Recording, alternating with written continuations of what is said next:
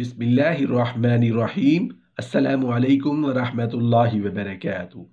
नमाज जनाजा का मुकम्मल सुन्नत तरीका।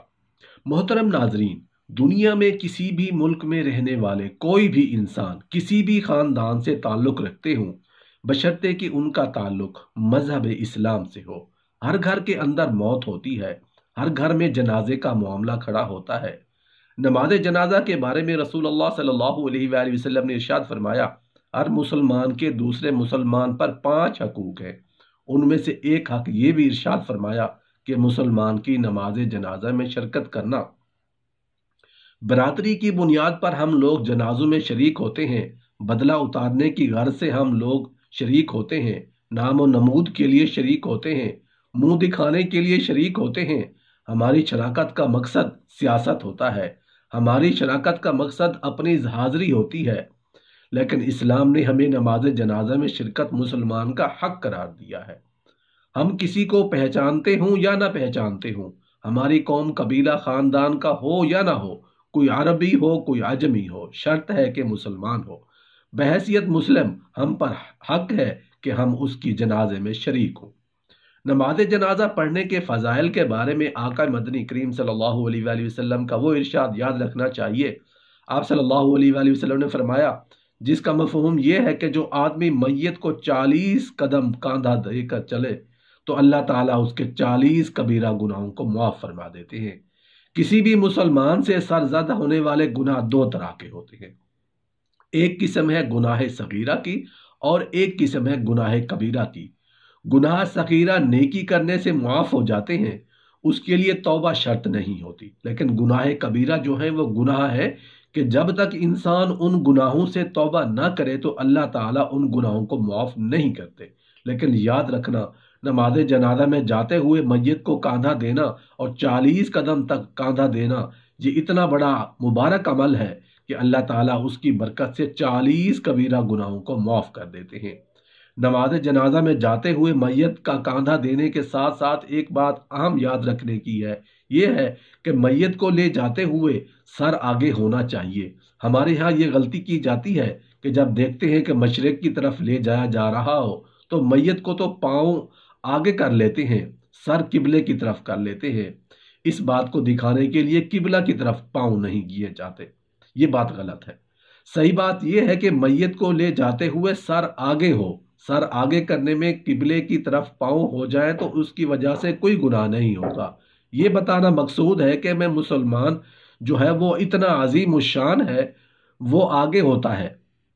और जनाजों पर कंधों पर उठाकर ले जाना ये सिर्फ इस्लाम का वतीरा है। मौजूदा दौर में जितने भी मजहब आबाद हैं, मसलन हिंदू, मुशरिक, ये सारे के सारे अपने मरने वाले शख्स को बजाय दफनाने के, बजाय कंधों पर उठाने के उसको जला देते हैं। जबकि ये मुसलमान की शान है कि मुसलमान को दूसरों के कंधों पर दूल्हा बनाकर ले जाया जाता है। ये मुसलमान की शान है। आइए नमाज जनाजा का सुन्नत तरीका सीख लेते हैं। याद रखने की बात है कि जनाजा के अंदर 2 फ़र्ज हैं, 3 सुन्नत हैं, 1 वाजिब है। फ़र्ज नंबर 1, खड़े होकर नमाज जनाजा पढ़ना।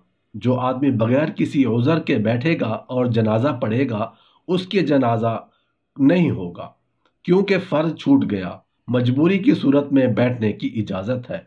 दूसरा फ़र्ज, चारों तकबीर ज़ुबान से कहना। 3 सुन्नतें। नंबर 1, पहली तकबीर के बाद सना पढ़ना जो नमाज में पढ़ी जाती है। नंबर 2, दूसरी तकबीर के बाद दरूद शरीफ पढ़ना, दरूद इब्राहिमी जो नमाज में पढ़ा जाता है। अगर वही पढ़ लिया जाए तो ये भी अफजल है, कोई और पढ़ ले तो जायज़ है। नमाज जनाजा अदा हो जाएगी, सुन्नत पर अमल हो जाएगा। नंबर 3, तीसरी तकबीर के बाद मैयत के हक में दुआ करो। दुआ करना एक वाजिब है और वो है दोनों तरफ सलाम फेरना। सलाम फेरने के हवाले से जो हमारे यहाँ गलती की जाती है वो ये है कि हम दोनों हाथ बांधे हुए ही हालत में सलाम फेर देते हैं, ये गलत है। इसी तरह उसी के साथ मिलती जुलती ये गलती होती है कि एक तरफ दाईं तरफ सलाम फेरा तो दायां हाथ छोड़ दिया, बाईं तरफ सलाम फेरा तो बायां हाथ छोड़ दिया। नहीं जी, चौथी तकबीर जब हम जुबान से कहें तो फौरन दोनों हाथ को छोड़ दें और फिर दोनों तरफ सलाम फेर दें। سلام پھیرنے میں ہم سے غلطی یہ ہوتی ہے کہ ہم پوری صف کا معائنہ کرتے ہیں کہ کون کون آیا ہوا ہے۔ میت کو فرط محبت سے بوسہ دینا کسی قریبی عزیز کے لیے جائز ہے۔ اگر میت کو دیکھ کر رونا آئے اور آنسو جاری ہوں تو کوئی منع نہیں، البتہ اپنے آپ کو پیٹنا، واویلا کرنا اور کپڑے پھاڑنا سخت منع ہے۔ نبی کریم صلی اللہ علیہ وآلہ وسلم نے فرمایا کہ میں اس سے بیزار ہوں جو موت کی مصیبت میں سر کے بال منڈائے اور چلا کر روئے اور اپنے کپڑے پھاڑے۔ نبی کریم صلی اللہ علیہ وآلہ وسلم نے فرمایا کہ اللہ تعالیٰ فرماتا ہے، میرے اس مومن بندے کے لیے بہشت ہے جس کے پیارے کو میں اہل دنیا سے قبض کرتا ہوں اور وہ اس کی موت پر صبر کرے۔ نماز جنازہ میں امام کو قرات دعا اونچی آواز سے پڑھنی چاہیے، اگر آہستہ پڑھے تو بھی جائز ہے۔ نماز جنازہ ختم ہو جانے کے بعد جنازہ کے ارد گرد جمع ہو کر فاتحہ خوانی کرنا بدعت ہے۔ نبی کریم صلی اللہ علیہ وآلہ وسلم اور صحابہ کرام نے قطعاً ثابت نہیں ہے۔ جنازے کی نماز مسجد میں اور قبر پر بھی پڑھ سکتے ہیں، جنازہ غائبانہ بھی پڑھ سکتے ہیں۔ نبی کریم صلی اللہ علیہ وآلہ وسلم نے نجاشی شاہ حبش کی نماز جنازہ غائبانہ پڑھی۔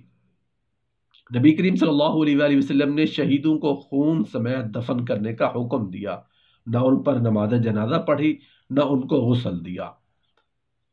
نبی کریم صلی اللہ علیہ وآلہ وسلم نے ایک خودکشی کرنے والے کی نماز جنازہ نہیں پڑھی۔ قبر کو گہرا کھودیں، اس کو ہموار اور صاف کریں اور میت کو قبر کی پائنتی کی طرف سے داخل کریں۔ میت کو قبر میں رکھ کر یہ دعا پڑھیں، بسم اللہ وعلی ملت رسول اللہ صلی اللہ علیہ وآلہ وسلم۔ میت کو قبر میں رکھ کر اس پر کچی اینٹیں لگائیں، آہستہ آہستہ مٹی ڈال کر قبر پر کریں۔ لوگ اس میں 3 لپیں مٹی ڈالیں، قبر کو اونٹ کے کوہان کی طرف بنائیں اور قبر پر پانی چھڑکیں۔ دفن کرنے کے بعد سب لوگ میت کی بخشش اور ثابت قدمی کے لیے دعائیں مانگیں۔ قبرستان سے باہر نکل کر دعا مانگنا غیر ضروری اور بدعت ہے۔ حضرت ابو سعید رضی اللہ عنہ اور حضرت ابو ہریرہ رضی اللہ عنہ کا بیان ہے کہ رسول اللہ صلی اللہ علیہ وآلہ وسلم نے ارشاد فرمایا، مرنے والے کو لا الہ الا اللہ کی تلقین کیا کرو، مرنے والے کے قریب بیٹھ کر کلمہ طیبہ بلند آواز سے پڑھا کرو۔ حضرت معقل رضی اللہ عنہ بن یسار کا بیان ہے کہ رسول اللہ صلی اللہ علیہ وآلہ وسلم نے فرمایا، مرنے والے کے نزدیک سورہ یاسین تلاوت کیا کرو۔ حضرت سلمہ رضی اللہ عنہ کا بیان ہے کہ حضرت ابو سلمہ رضی اللہ عنہ کی وفات کے وقت تشریف لائے تو ان کی آنکھیں اوپر چڑھی ہوئی تھی۔ آپ صلی اللہ علیہ وآلہ وسلم نے دونوں آنکھوں کو بند کر دیا۔ حضرت ابو ہریرہ رضی اللہ عنہ سے مروی ہے کہ نبی کریم صلی اللہ علیہ وآلہ وسلم نے فرمایا کہ مومن کی روح قرض کی وجہ سے معلق رہتی ہے جب تک کہ اس کا قرضہ ادا نہ ہو جائے۔ حضرت عائشہ رضی اللہ عنہ کہتی ہیں کہ رسول اللہ صلی اللہ علیہ وآلہ وسلم کو 3 کپڑوں کا کفن دیا گیا جو کہ سفید ایک خاص قسم کا کپڑا تھا۔ اس کفن میں کرتا اور امامہ نہیں تھا۔